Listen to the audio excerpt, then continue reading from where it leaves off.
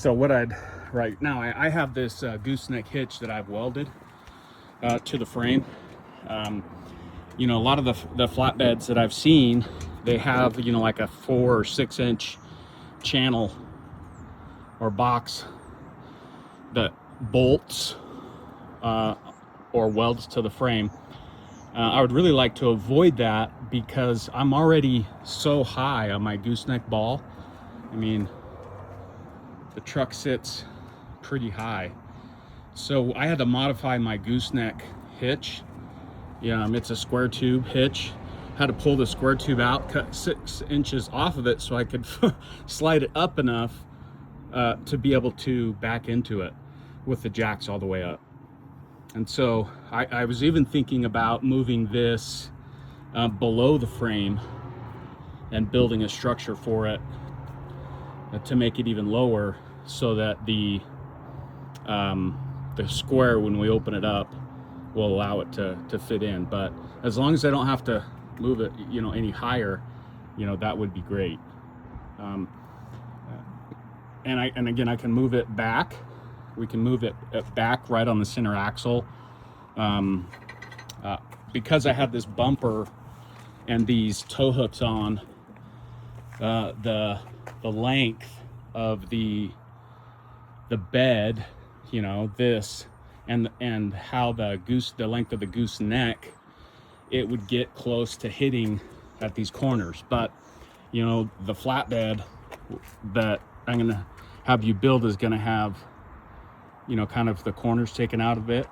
So I could move that gooseneck back right above the center axle, which is where it should be anyway. And if, you know, you need to build it into the bed, as long as we don't have to go very high, then that's fine as well.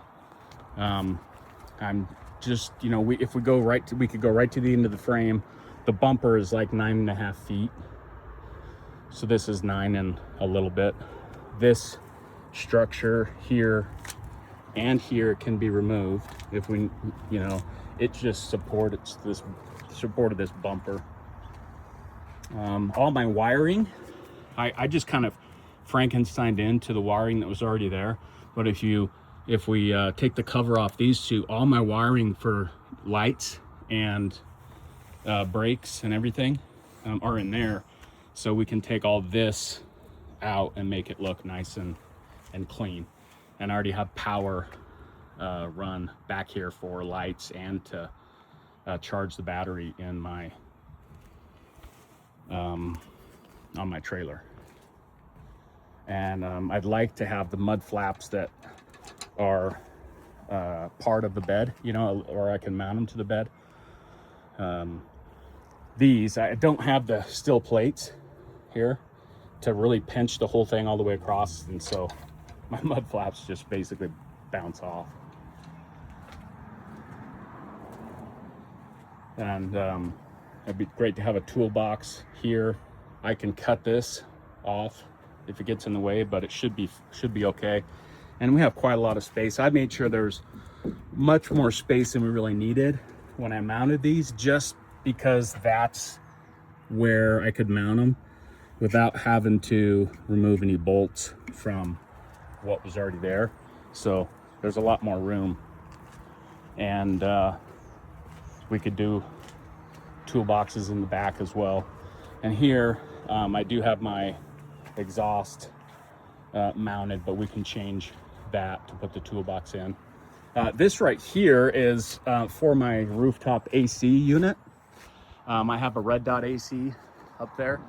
This didn't come with stock AC, and so none of the venting was working, you know, was there and or would work for an AC system. So I bought a rooftop unit, and so these are the power and coolant lines for the AC system that go all the way under to the compressor.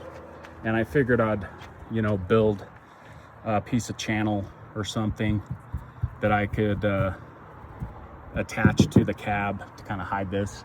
And then this bar with the lights can come off so that the headache rack can be up there. So yeah, anyway, that's kind of what I'm thinking.